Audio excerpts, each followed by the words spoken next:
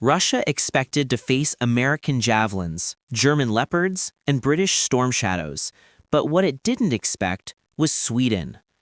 A country often associated with IKEA furniture, ABBA, and Eurovision has quietly become one of Ukraine's most valuable arms suppliers. And the weapons Sweden is sending aren't just plugging gaps, they're reshaping the battlefield in ways Moscow never imagined.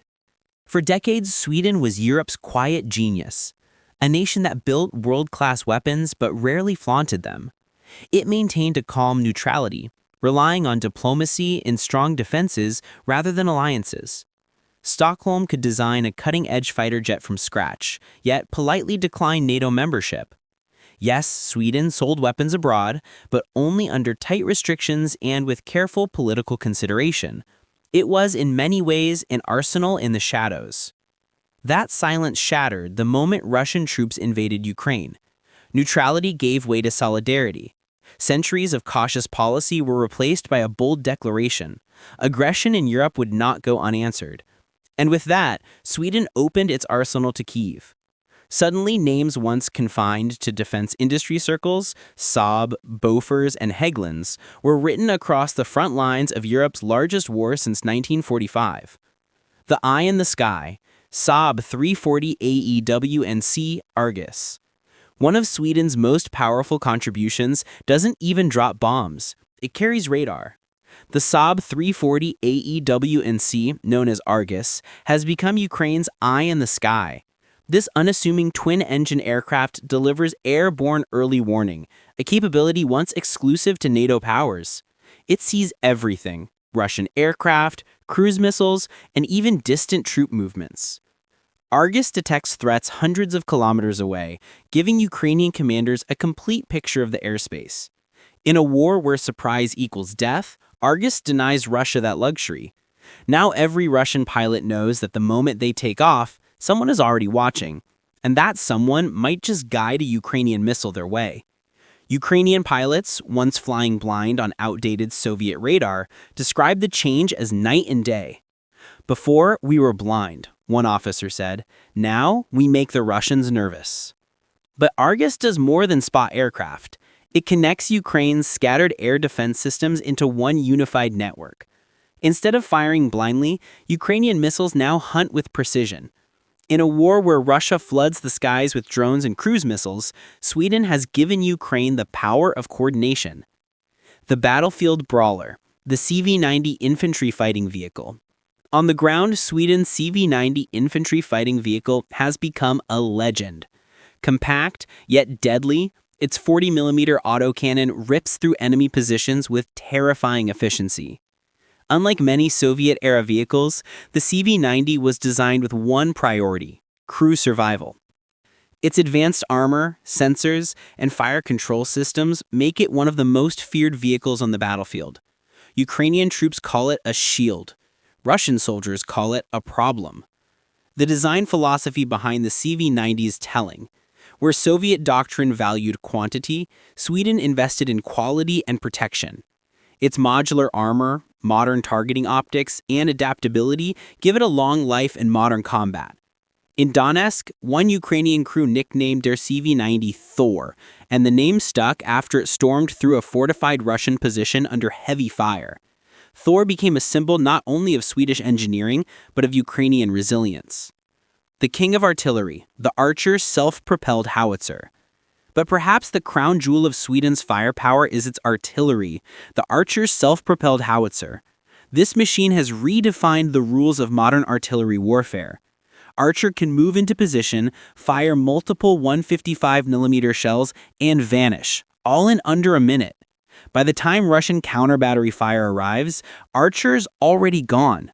Many Russian gunners find themselves firing at empty fields, while Archer reloads somewhere else, ready to strike again. For soldiers on the ground, that speed isn't a luxury, it's survival. As one Ukrainian gunner put it, by the time the Russians fire back, we're already drinking coffee in a new spot. Sea Shadows, the CB-90 assault craft. Sweden's support doesn't stop at the skies or the fields. On the water, Ukraine has deployed the CB-90 assault craft, a fast, agile boat built for river and coastal operations.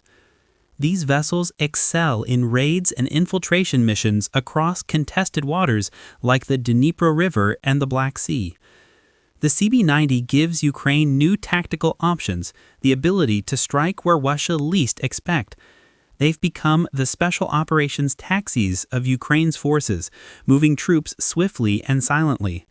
Rumors from Crimea hint that these Swedish boats have played key roles in covert operations, darting through Russian defenses and disappearing before enemy radar can react. Infantry tools of terror. Carl Gustaf, NLAW and AT-4. Then there are the handheld weapons, the tools that keep Ukrainian infantry alive. The legendary Carl Gustaf recoilless rifle, a design from the mid-20th century continually modernized, continues to blast through tanks and fortifications. The NLAW, born from Swedish-British cooperation, has achieved iconic status. Footage of Russian tanks confidently advancing, only to be obliterated seconds later, owes much to this deadly little launcher. The AT-4, another Swedish masterpiece, is a disposable anti-tank launcher favored by special forces. It clears bunkers, disables light vehicles, and terrifies Russian infantry.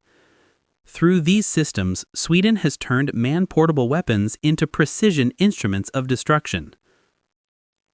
Guardians of the Sky, RBS-70 and 40mm Trident. Air defense has been another Swedish specialty making a huge difference. The RBS-70 laser-guided missile system has proven highly effective against drones, helicopters, and cruise missiles alike. Beside it, the 40mm Trident mobile cannon delivers rapid-fire protection against swarms of Iranian-made drones. Russia's strategy of saturating Ukraine's skies with cheap drones has met a high-tech Scandinavian response. Now, many of those drones never reach their targets.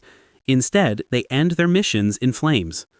As one Ukrainian crew joked, "With the RBS-70, we don't SWAT drones, we barbecue them." Behind the humor lies a serious truth. Sweden's systems are protecting ammunition depots, cities, and frontline units from attacks meant to break morale. Old Warrior, New War. The Swedish K returns. Then comes the wild card, the Carl Gustaf M45 submachine gun, affectionately known as the Swedish K. A relic from the Cold War, simple yet reliable, once used by special forces and even criminals around the world. No one expected to see it again in 2023, yet it's back in Ukraine, still firing flawlessly after decades. Its presence is a reminder that Sweden's arms industry has deep roots and a long memory. A nation transformed. Sweden's transformation from neutral observer to active contributor carries deep symbolism. For years, it balanced delicately between East and West, avoiding entanglements. But by sending advanced weaponry to Ukraine, Sweden is making more than a political statement. It's testing its technology in the most brutal proving ground of all, modern war. Russia believed it would face familiar Western threats. It didn't anticipate Sweden's precision engineering, its battlefield innovations, and its silent efficiency. This conflict has revealed something Moscow never wanted the world to see. You don't need a superpower's arsenal to stop an aggressor. You just need weapons that work. And Sweden, as it turns out, builds some of the best in the world.